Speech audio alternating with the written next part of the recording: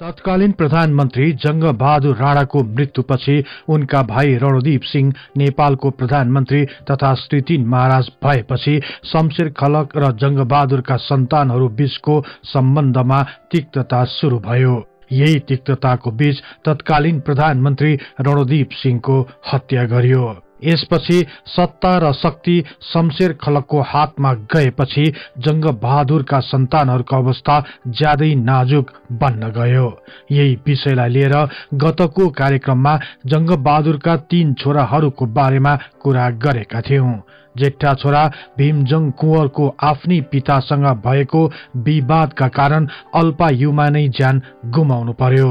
जंगबहादुर राणाले बनाएको so role क्रमले आफ्नै परिवार भित्र मात्र नभई उनका भाइका परिवारहरू बीच पनि विवादको सृजना गरायो।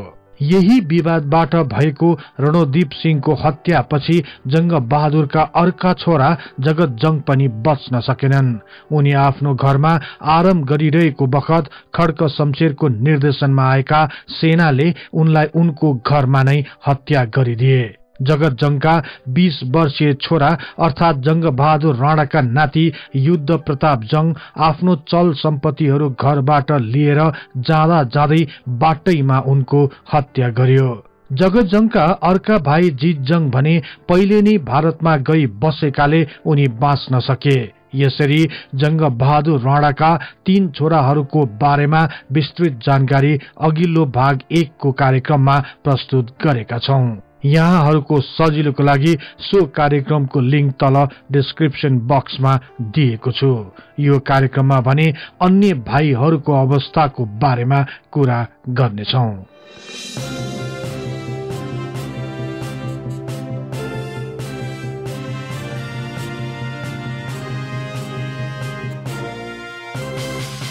भीमजंग, जगतजंग र जितजंग पछि पद्मजंगको बारेमा चर्चा गरौं।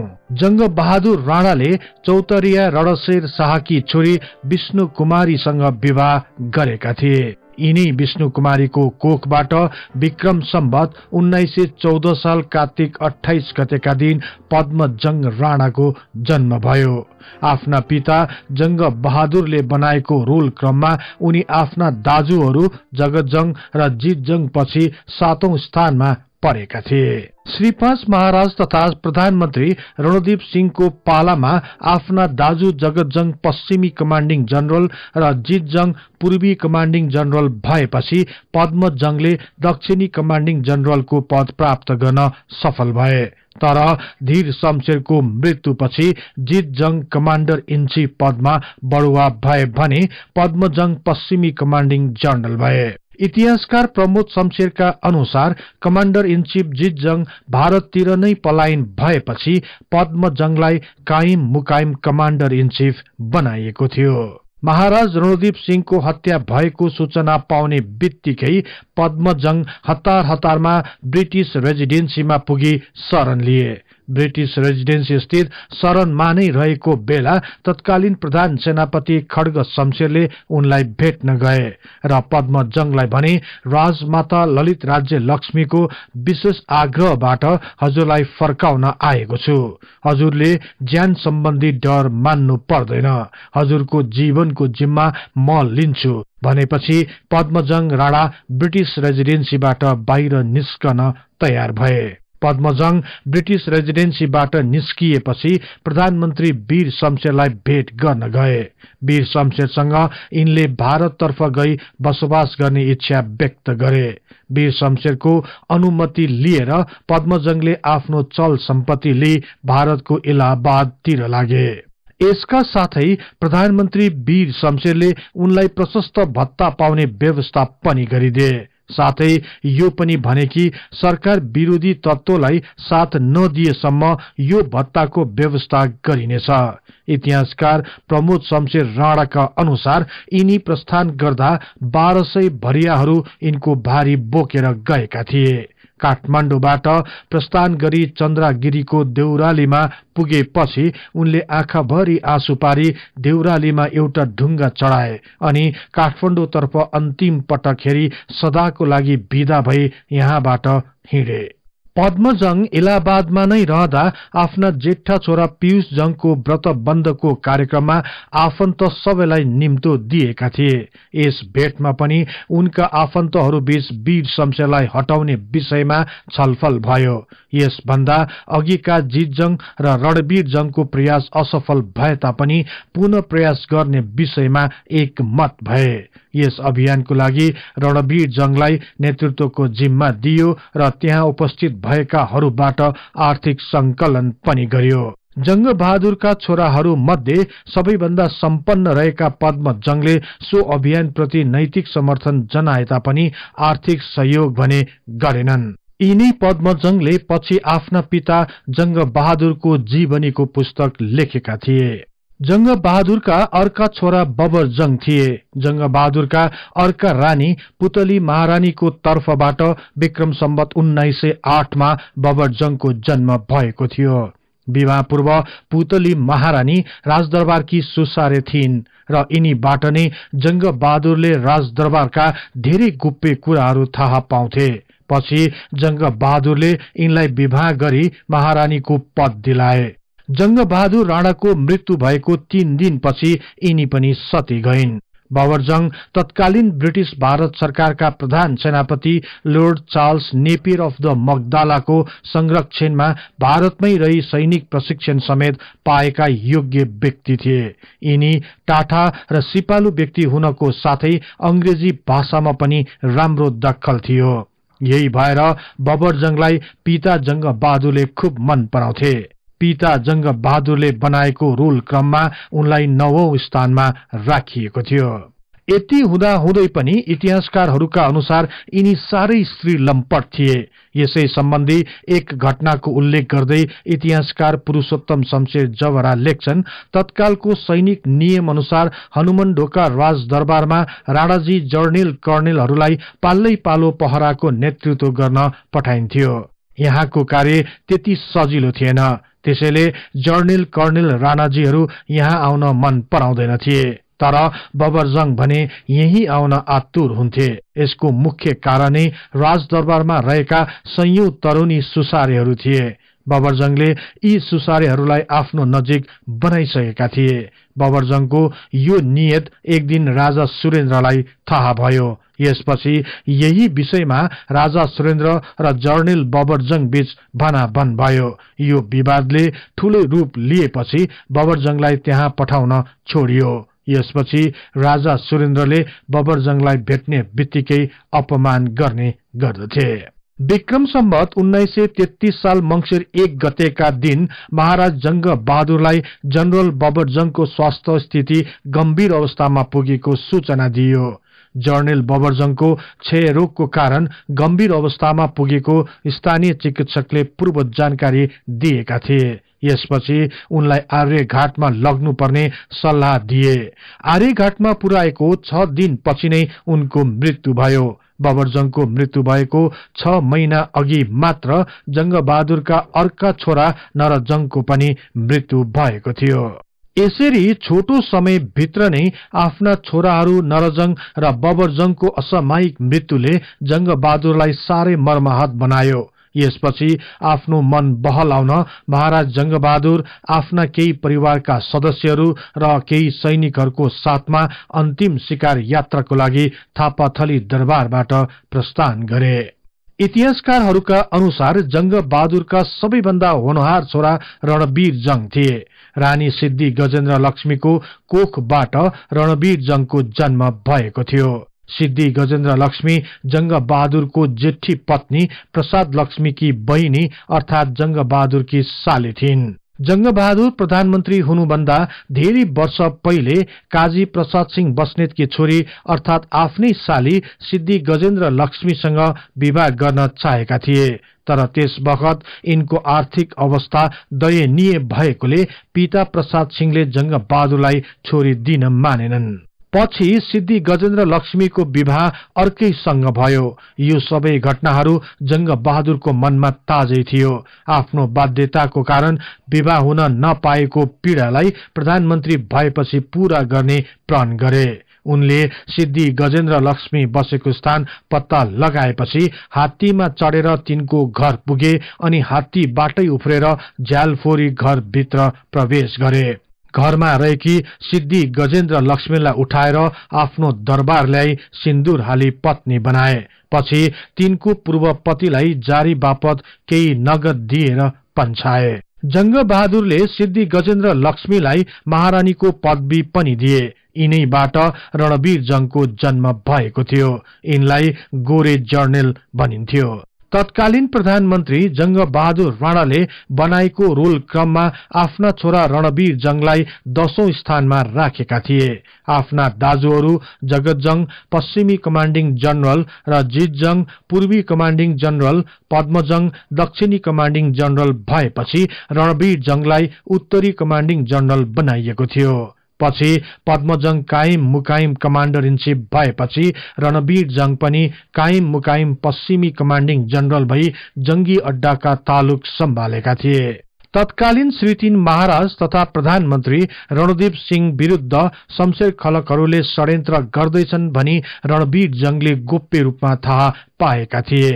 यसपछि कार्यवाहक कमान्डर इन चीफ बनेका आफ्ना दाजु पद्मजंगलाई यो खबर सुनाई विशेष सतर्कता अपनाउन अनुरोध गरे। यिनीहरू बीच भएको छलफल पछि दुवैजना भाइहरू महाराज रणदीप सिंहको निवास स्थानतिर गए। महाराज समक्ष शमशेर खलकहरूले ठूलै षड्यन्त्र गरिरहेको खबरको बेली विस्तार लगाए। तर महाराज रणदीपले यो कुरामा कुनै चासो नै राखेनन् र केही नसुने झैं गरी महाराजले भने, म यही महिनामा तराईतिर शिकार खेल्न जाँदैछु, तिमीहरूले यसको सबै व्यवस्था मिलाइहाल भन्ने आदेश दिई उनी कोठाभित्र पसिहाले। विक्रम सम्वत 1942 साल ताका नै दिल्लीको सैनिक छाउनीमा महत्वपूर्ण सैनिक अभ्यास र मार्चपास्ट समेत हुने भएकाले सो संयुक्त सैनिक अभ्यासमा भाग लिन 4 पल्टन नेपाली फौजलाई त्यहाँ पठाउन भारतीय ब्रिटिश सरकारका वाइसरायले नेपाल दरबारमा पत्र लेखी अनुरोध गरे। यस्तो संयुक्त सैनिक अभ्यासमा सहयोगी भई भाग लिँदा नेपालको प्रतिष्ठा पनि बढ्ने भएकोले नेपालले 4 पल्टन फौज दिल्ली पठाउने निर्णय गर्यो। दिल्ली पठाउन लागिएको सैनिक दलको नेतृत्व कसलाई बनाउने भन्ने विषयमा दरबारमा छलफल शुरू भयो। सुरुमा यस दलको नायकको रूपमा रणवीर जंगलाई छनौट गरियो। तर रणवीर जंगले नेपालभित्र ठूलै षड्यन्त्र हुने आभास पाएकाले उनी जान मानेनन्। त्यसपछि सो सैनिक दलको नेतृत्व वीर शमशेरलाई दियो। यस दलमा मेजर जनरल चन्द्र शमशेर र जंग बहादुरका अर्का छोरा कर्णेल हर्क जंग पनि जाने भए। यसपछि महाराज रणदीप सिंहले वीर शमशेरलाई 4 पल्टनको तालुक प्रदान गरी छिट्टो दिल्ली जानु भनी आदेश दिए। आदेश प्राप्त गर्ने बित्तिकै उनी यात्राको तयारीमा लागे। दिल्लीमा हुने सैनिक अभ्यासमा जान 4 पल्टन सैनिकहरूको छनौट गरी टुडी खेलमा हाजिर गराई अभ्यास शुरू गर्न थालियो। वीर शमशेरले त्यहाँ जाने सैनिकहरूलाई आवश्यक हात हतियार तथा गोली गट्ठा समेत चाहियो भनी जंगी अड्डासँग माग गरे। तर जंगी अड्डाका कमान्डर रणवीर जंगले अहिलेको अवस्थामा वीर शमशेरको मातहतको फौजलाई हात हतियार दिँदा महाराजको गाथमा समेत खतरा पर्ने आशंकादेखि सेना यहाँबाट हिँडेपछि चिसापनी गढी पारी पुगेपछि मात्र हात हतियार र खर खजाना आवश्यकता अनुसार पठाइदिने भन्ने बेहोरा को आदेश दिए। हात हतियार नली ढाक्रेहरूलाई हिँडाए जस्तो गरी सैनिकहरूलाई हिँडाएर लैजानु मनासिब हुँदैन भनी वीर शमशेरले महाराज रणदीप समक्ष बिन्ती गरे। यो सुनेपछि महाराजले खड्क निशाना सदर गरी कमान्डर रणवीर जंग कहाँ पठाइदिए। यसपछि रणवीर जंगले हात हतियार दिन बाध्य भए। रणवीर जंग जंग बहादुरका अन्य छोराहरू भन्दा धेरै टाठा बाठा र चालाक थिए। वीर शमशेरले यही हात हतियारको प्रयोग गरी केही गर्छन् कि भन्ने उनलाई पहिल्यै शंका लागिसकेको थियो। नभन्दै वीर शमशेरको नेतृत्वमा श्री 3 महाराज तथा प्रधानमन्त्री रणदीपको हत्या गरियो। पहिलेदेखि नै षड्यन्त्रको बारेमा थाहा पाएका रणवीर जंगले यो खबर प्राप्त गर्ने बित्तिकै आफ्ना चल सम्पत्ति बोकेर ब्रिटिश रेजिडेन्सीमा शरण लिन पुगे। पछि यिनी यतैबाट सिधै भारतको बनारसमा गई उतै बसोबास गर्न थाले। रणवीर जंग भारत गएपछि पनि चुप लागेर बसेनन्। उनले शमशेर खलकको विरुद्ध भारतमा नै बसेर नेपालमाथि आक्रमण गर्ने योजना बनाए। यही योजना अनुसार एक सशस्त्र फौजको निर्माण गरे। विक्रम सम्वत 1944 मा रणवीर जंगको नेतृत्वमा रहेको फौजले इलाम गौडामा आक्रमण गरी त्यहाँ रहेको नगद रुपैयाँ लुटे। त्यसपछि सो दल धनकुटा तर्फ लाग्यो। तर यहाँ भने रणवीर जंगको समूहले हार खानु पर्यो र उनीहरू पछि हट्न बाध्य भए। यस विद्रोहमा रणवीर जंगका 50 जना लडाकुहरूलाई वीर शमशेरको सेनाले बन्दी बनाए। उनीहरूलाई काठमाडौँ ल्यायो। यी 50 जना मध्ये 4 जनालाई मृत्युदण्ड दियो भने अन्यलाई जेलमा कैद गरियो। पूर्वतर्फको हारपछि रणवीर जंगले मध्य नेपालको शिवराजमाथि आक्रमण गरी त्यहाँको माल अड्डा अमिनी र गोस्वरा समेत कब्जा गरी त्यहाँ रहेको सरकारी खजना हात पारे। यसपछि यिनीहरू उत्साहित भएर पाल्पा गौडा कब्जा गर्न भनी बुटवल हुँदै अघि बढे। तर पाल्पामा भने यिनी नराम्ररी पराजित हुन पुगे। यस आक्रमणमा रणवीर जंगका धेरै लडाकुहरूको मृत्यु भयो। स्वयं रणवीर जंग पनि भागेर ब्रिटिश भारतको क्षेत्रमा पस्न सफल भए। जंग बहादुरका अर्का छोरा जुद्ध जंग थिए। यिनलाई पुष्टकारी जर्नेल पनि भन्दथे। यिनीपछि मेजर जर्नेल भए। श्री 3 महाराज रणदीप सिंहको हत्यापछि आफ्नो चल सम्पत्ति लिएर ब्रिटिश रेजिडेन्सीमा शरण लिन पुगे। उनी त्यहीबाट भारतको बनारस तर्फ लागे। पछि वीर शमशेरले उनलाई भत्ताको व्यवस्था गरेपछि उनी नेपालको गोरखामा आए उतै बसोबास गर्न थाले। जंग बहादुरका अर्का छोरा डम्बर जंग थिए। जंग बहादुर राणाका अविवाहित रानी मीना महारानीको कोखबाट डम्बर जंगको जन्म भएको थियो। मेजर जनरल डम्बर जंग राणा पनि महाराज रणदीपको हत्यापछि आफ्नो चल सम्पत्ति लिएर राति नै ब्रिटिश रेजिडेन्सी पुगेका थिए। उनी पनि पछि भारतको बनारसतिर लागे।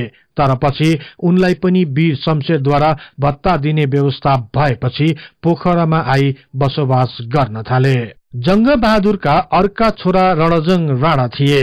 जंग बहादुरका छोरा कर्णेल रणजंग राणा आफ्नो बुबाको आखिरी शासनकाल ताका नै क्रिश्चियन धर्म परिवर्तन गरी भारतको बम्बई शहरतिर गएका थिए।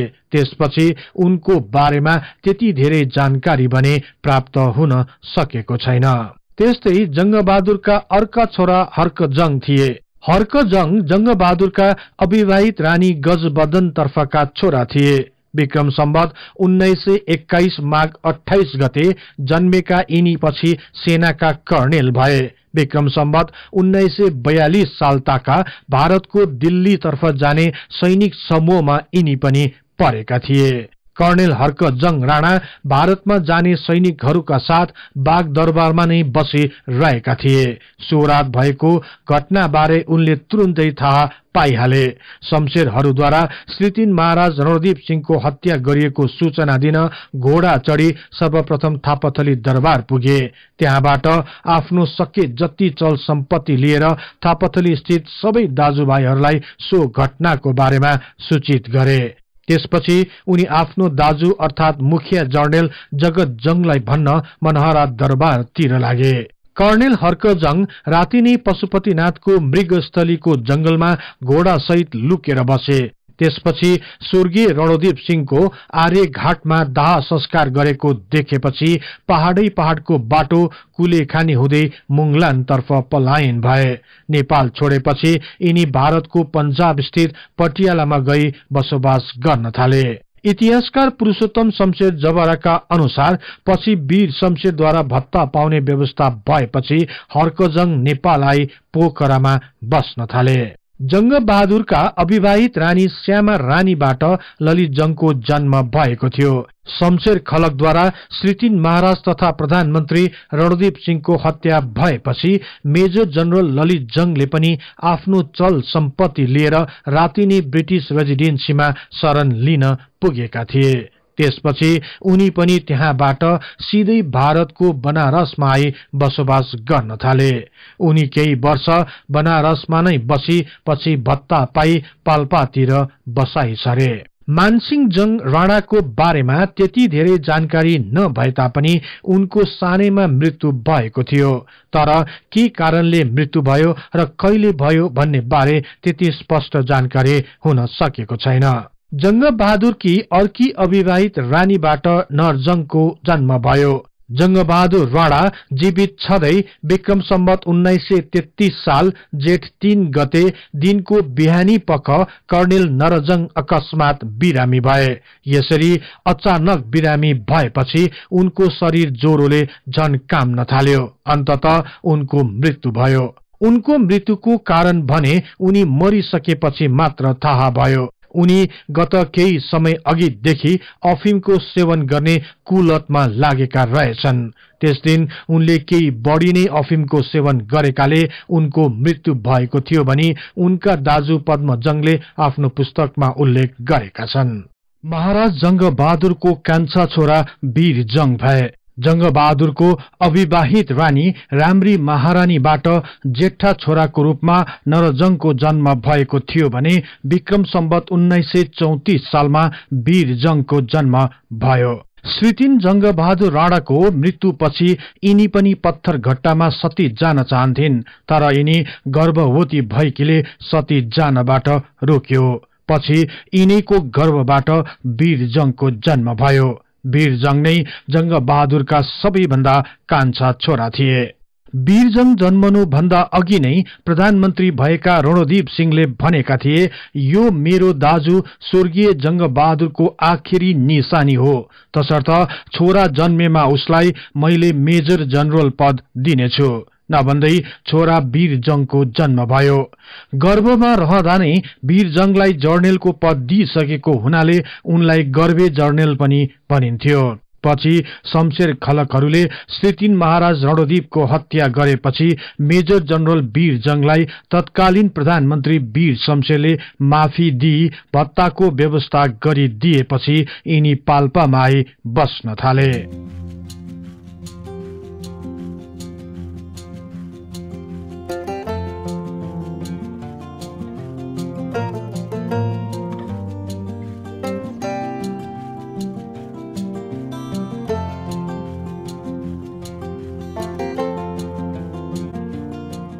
यो कार्यक्रम यहाँहरूलाई कस्तो लाग्यो कृपया कमेन्ट बक्समा लेखी पठाउनुहोला। यस्तै रोचक तथा तथ्य इतिहासको लागि हिस्ट्री इन नेपाली च्यानललाई सदैव सम्झनुहोस्। इतिहासको कुनै पनि कालखण्डबारे तपाईलाई सुन्न र बुझ्न चाहना राख्नु भएको छ भने तल रहेको कमेन्ट बक्समा उल्लेख गर्नुहोस्। हामी सो बारे प्राथमिकताका साथ कार्यक्रम बनाउने नै छौं। जाँदा जाँदै यस च्यानललाई लाइक, शेयर र सब्स्क्राइब गर्दै बेल आइकनमा क्लिक गरी हाम्रो यो तथ्य इतिहासको बारे ज्ञान प्रसार गर्ने लक्ष्यलाई साथ दिनुहोस् भन्दै अर्को कार्यक्रममा फेरि भेट्ने बाचा गर्दै म सार्थक नेपाल बिदा हुन्छु।